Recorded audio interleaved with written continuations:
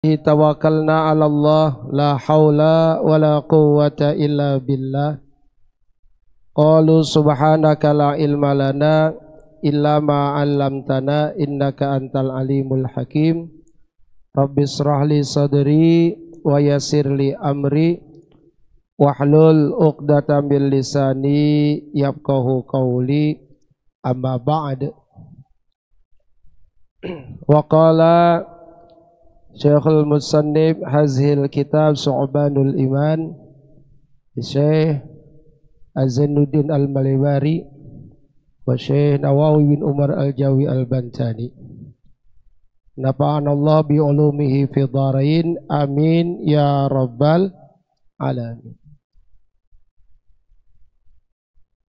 Alhamdulillah, puji syukur kehadirat Allah Subhanahu wa taala atas segala limpahan nikmat yang Allah berikan pada kita. Semoga kita dapat mensyukurinya. Dengan rasa syukur kita, mudah-mudahan Allah senantiasa selalu menambahkan kenikmatan untuk kita semua. Salawat teriring salam, semoga selamanya Allah limpah curahkan keharibaan baginda alam, suri tauladan insan, habibana wa nabiyana Muhammad sallallahu alaihi wasallam beserta para keluarga, sahabat, tabi'in, tabi'at, dan mudah-mudahan kita selaku umat mendapatkan syafaatul uzma di yaumil qiyamah. Amin ya rabbal alamin. Jamaah Masjid Jami Al-Badar, jamaah salat zuhur yang dimuliakan Allah Subhanahu wa taala. Kembali pada kesempatan siang hari ini selepas kita melaksanakan salat zuhur berjamaah, kita lanjutkan dengan aktivitas ta'lim untuk sama-sama kita menambahkan keimanan dan ketakwaan kita kepada Allah serta menambah hasanah keilmuan yang bermanfaat fid dini wa dunya wal akhirah. Pada kesempatan siang hari ini kembali kita melanjutkan materi pelajaran kitab Syu'abul Iman yang mana pada sebelumnya kita sudah sama-sama membahas tentang cabang iman yang nomor ke-6, yaitu beriman kepada wafatnya manusia dan juga dibangkitkan manusia dari kubur kita. Dan pada kesempatan siang hari ini kita lanjutkan pada cabang yang ke-7, yaitu bismillahirrahmanirrahim wa syu'batus sabi'atu. Adapun cabang iman as-sabi'atu yang nomor ke-7. Apa cabang iman nomor ke-7? Al-imanu bil qadari, yaitu yakin percaya dengan adanya takdir. Kalau kita ditanya tentang takdir, apa sih itu takdir? Takdir adalah satu ketetapan yang diberikan oleh Allah Subhanahu wa taala untuk kehidupan manusia, baik di dunia maupun di akhirat. Nah, selama ini kita merasa diri kita ini mungkin ada yang pasrah dengan takdir Allah, bahkan tidak sedikit yang tidak percaya dengan takdir Allah. Padahal Allah Subhanahu wa taala adalah memiliki takdir, ketetapan yang hakiki.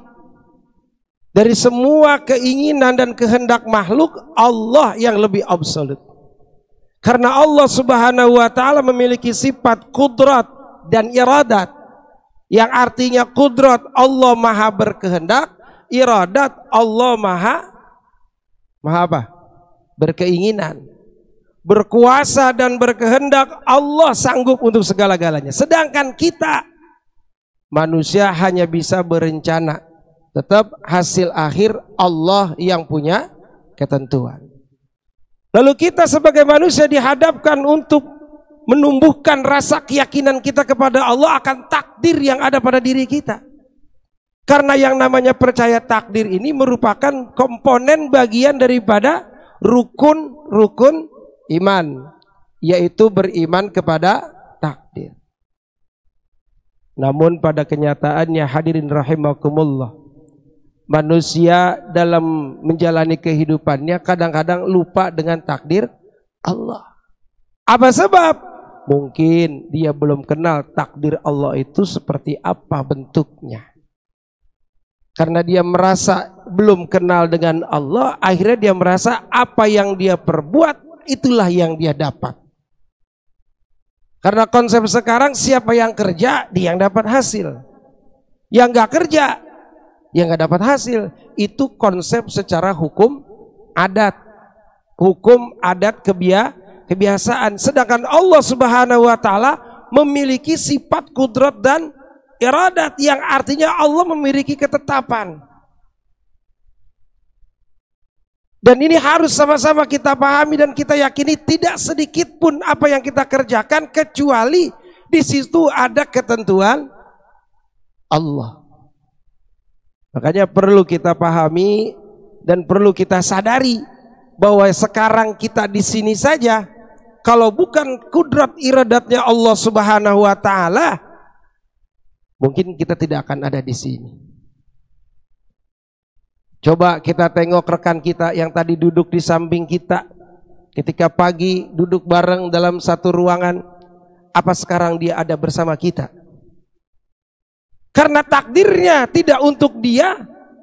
Mungkin ada teman kita sekarang yang lagi di lapangan, yang lagi di restoran, yang mungkin lagi di perjalanan. Tapi kita dengan kudrat iradat Allah dan kita nerima takdir Allah, kita tidak tinggalkan tempat ini, berarti takdir kita takdir baik apa takdir buruk? Takdir baik. Hadirin yang dirahmati Allah Subhanahu wa taala, di dalam cabang iman, yaitu percaya akan ketentuan bahwa Allah Subhanahu wa taala itu adalah Allah yang bisa menjadikan segala sesuatu dan tidak menjadikan segala sesuatu, itu tergantung apa? Kehendak Allah. Karena innallaha ala kulli syai'in qadir. Karena Allah Subhanahu wa taala atas segala sesuatu itu amat berkehendak.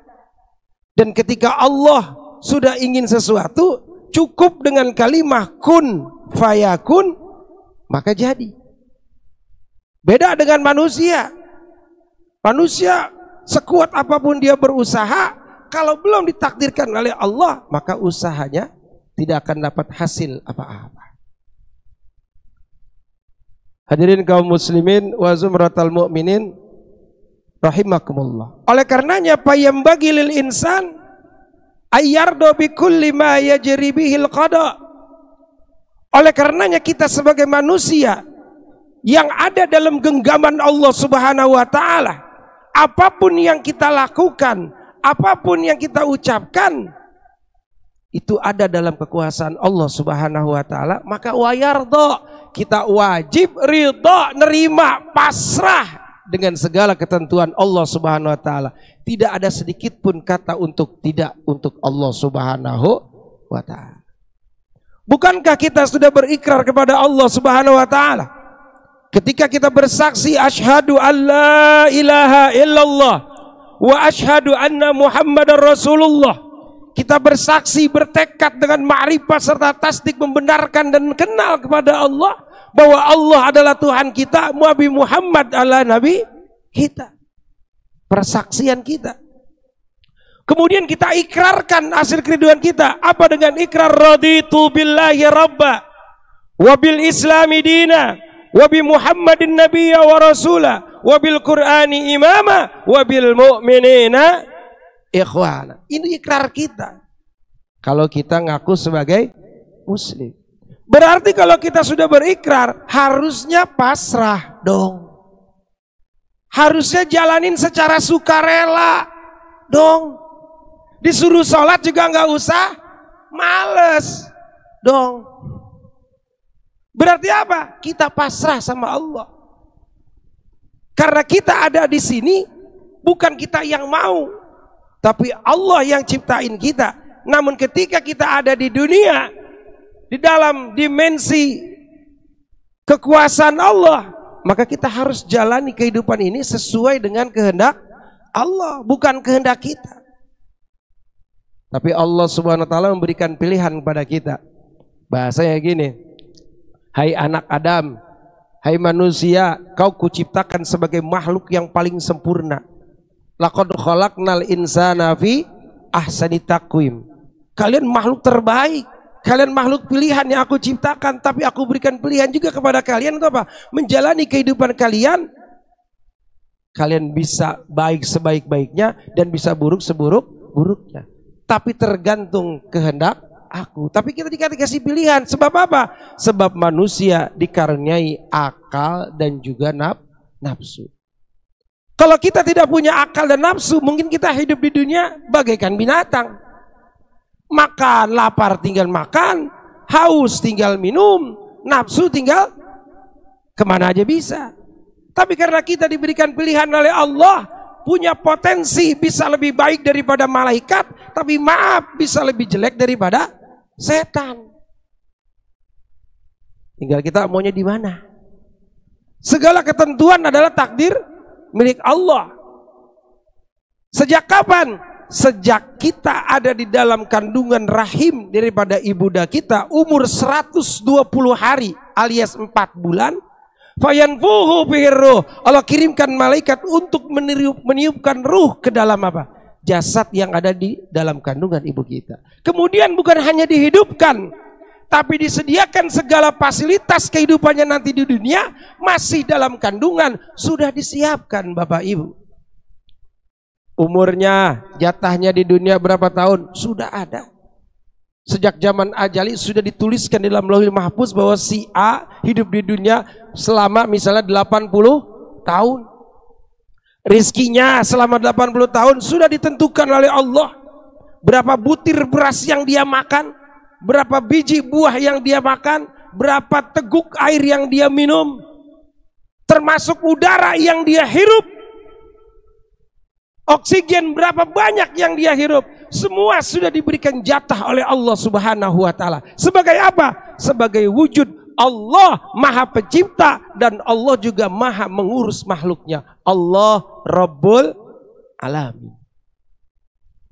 Dan itu semua dijadikan apa? Persiapan buat kita hidup agar kita nggak usah mikirin susahnya hidup. Kenapa? Allah yang jamin hidup kita. Urusan rizki Allah. Lalu kenapa kita harus bekerja? Kata Allah, Allah berfirman, Innallaha la yughayyiru ma biqaumin hatta yughayyiru ma bi anfusihim. Sesungguhnya Allah tidak akan merubah nasib satu kaum kecuali kaum itu mau merubahnya sendiri. Artinya apa?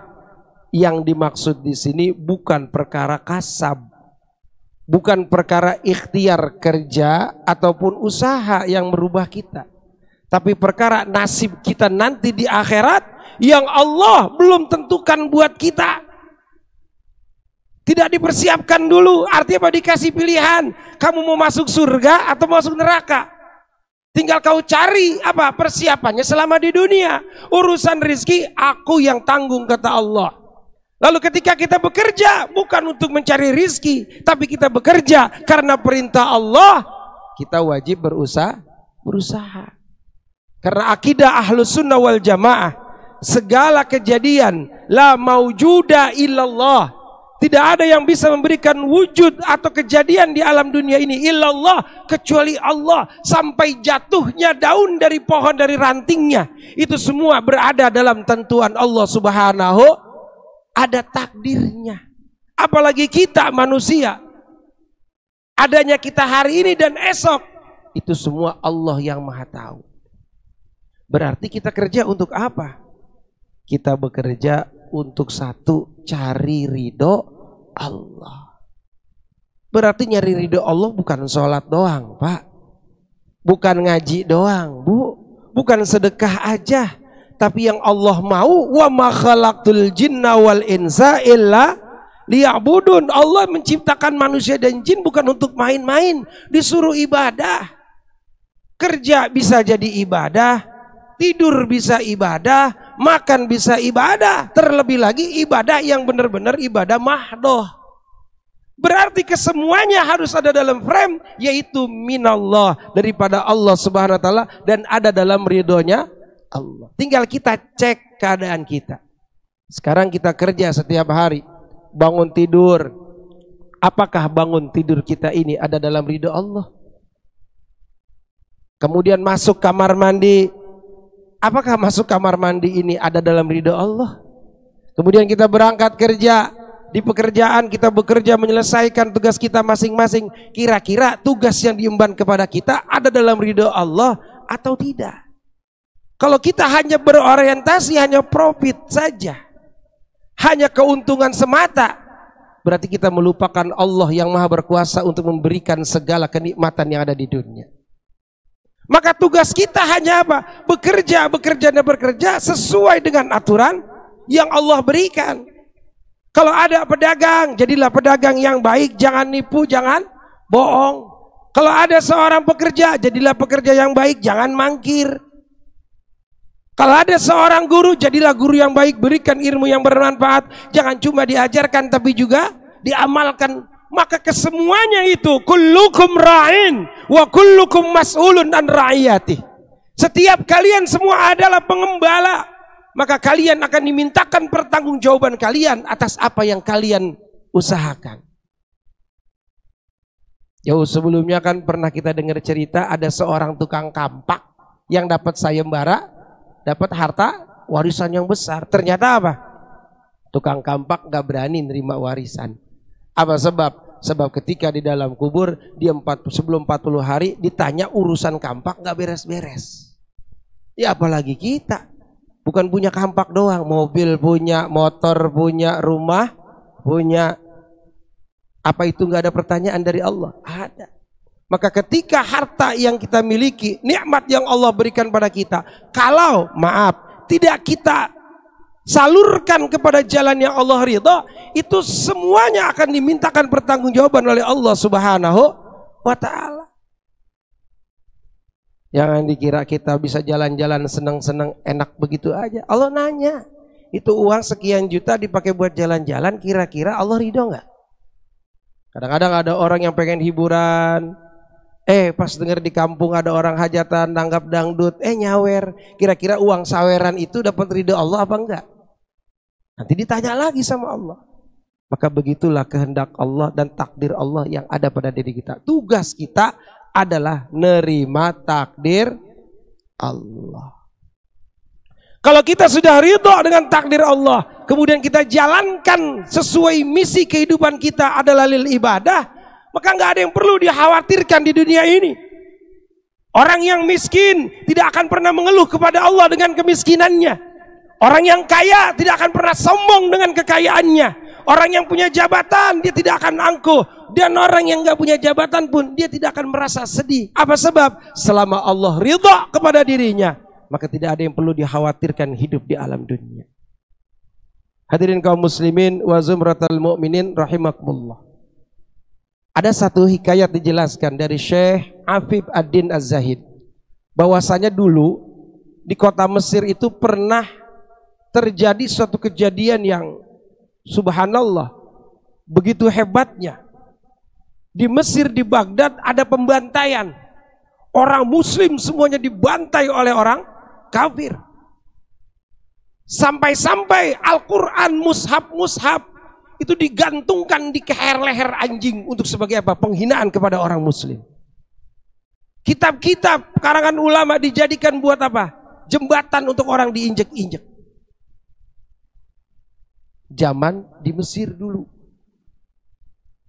Sampai ini ulama nangis sedih, seolah-olah ngeluh kepada Allah, ya Allah kenapa tega hambamu yang tidak punya dosa dibantai oleh orang kafir, tidak ada yang mau nolong. Kemana keadilanmu ya Allah? Ini siapa? Ulama tadi. Akhirnya ketika dia sedang sedih-sedihnya melihat keadaan kota Baghdad yang begitu hancur beraurnya, dia bermimpi mendapatkan pesan, da'il i'tirada famal amrulak. Tinggalkan segala sesuatu keraguanmu, karena itu bukan urusan kamu. Wala hukma fil harakatil falak, dan jangan kau menghukumi segala sesuatu yang terjadi karena atas kehendak Allah. Wala tas'alillah an fi'li, jangan kau tanyakan apa pekerjaan Allah. Paman khadala yujati halak. Barang siapa yang bingung dengan kehendak Allah seperti itu, bakal dia akan hancur sendiri. Dan ini terjadi pada saat ini dengan saudara-saudara kita yang ada di Palestina. Kalau itu bukan kehendak Allah dan kita tidak menerimanya, seolah-olah kita menyalahkan Allah, hati-hati. Bisa jadi Allah lebih paham dengan keadaan tersebut. Mungkin secara manusiawi, secara hakikat kehidupan kita kayaknya nggak tega ngelihat orang saudara-saudara kita yang dibantai di Palestina. Tapi kalau kita sadar dengan takdir Allah, dengan ketentuan Allah yang mana Allah lebih tahu rencana kehidupan kita, boleh jadi dengan kasat mata tega ada pembantaian di Palestina. Tapi di balik itu semua Allah memberikan jalan kemuliaan buat orang-orang Palestina untuk mati dalam keadaan syahid fisabilillah. Sedangkan kita di Indonesia, apakah kita ngalamin seperti itu? Tidak. Maka kita bersyukur pada Allah, Allah tidak kasih ujian kita seperti itu. Apa sebab? Sebab iman kita belum setara dengan imannya orang-orang Palestina. Sedangkan orang-orang Palestina, kematian itu adalah apa? Tujuan kami. Ish kariman aumut syahidan, hidup mulia atau mati syahid. Tapi kalau Indonesia baru nggak punya duit 20.000 aja udah pusing, belum ngopi seharian dari pagi, mau belum ngerokok sebatang udah ngeluh. Mau dicoba dibantai kayak orang Palestina, hancur kita. Yang ada iman kita bisa hilang. Akhirnya datang orang kafir bawa sembako begitu banyak, uang segitu banyak, udah ganti jangan sholat. Kira-kira gimana? Nah, karena kita tanya iman kita semana. Kalau iman kita belum seperti mereka, maka kita jalani kehidupan kita di Indonesia dengan apa? Dengan penuh keimanan dan jalani takdir Allah, minimal ridho dengan keadaan kita.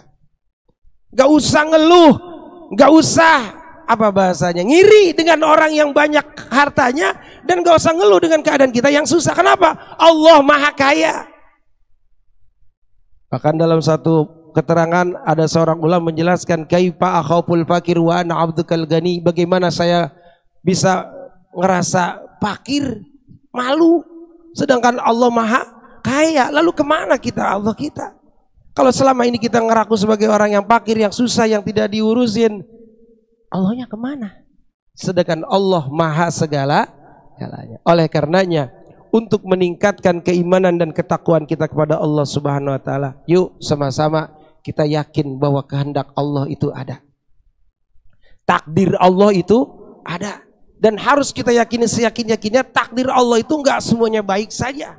Ada juga takdir Allah yang jelek, yang itu pun sama kita harus terima dengan lapang dada. Takdir Allah yang baik adalah ujian manis buat kita, apakah bisa amanah? Takdir Allah yang jelek adalah ujian pahit buat kita, apakah kita bisa sabar? Maka Allah Subhanahu wa taala memiliki takdir yang disebut ada takdir mu'allaq, ada takdir mubram. Takdir terbagi dua, ada mubram, ada mu'allaq. Mana yang mu'allaq? Takdir ketetapan Allah yang bersangkutan atau bersambungan dengan usaha manusia. Berarti ketika kita berusaha, usaha kita kemudian dapat hasil. Hasil itu takdir Allah.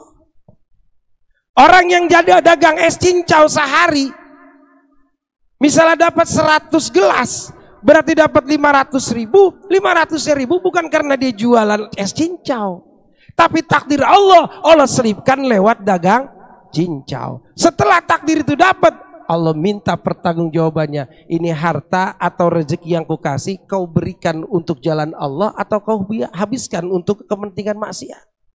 Itu baru ukuran tukang cendol. Bagaimana dengan kita? Kita kerja, bukan berarti kerjaan kita dapat hasil. Disuruh kerja, hasilnya dititipkan oleh Allah. Dengan sekian banyak harta yang kita diberikan, Allah minta tuh tanggung jawabnya. Ujiannya apa? Amanah enggak? Disedekahin enggak? Kan begitu. Kalau enggak, ditanya. Jadi semua pekerjaan kita enggak ada pengaruhnya dengan hasil, karena kita hanya menjalankan perintah. Tetapi ketika dengan takdir mubrom, artinya ketentuan Allah yang tidak ada intervensi dengan kasab manusia. Mana contohnya? Umur. Bapak bisa panjangin umur? Jatahnya udah masing-masing ada. Tapi Allah berkehendak ketika apa? Ketika hambanya minta. Kan Allah senang dipinta. Itu ada orang yang umur tambah panjang katanya silaturahmi karena kita minta. Karena kita minta, Allah jawab. Aturan secara lauhil mahfuznya takdir manusia itu umurnya cuma 63 tahun. Karena dia rajin silaturahmi, rajin ibadah, Allah ridho dengan ibadahnya. Maka dikasih bonus tambah umur jadi 75 tahun. Kehendak siapa? Allah. Bukan sebab dia rajin silaturahminya, Allah berkehendak.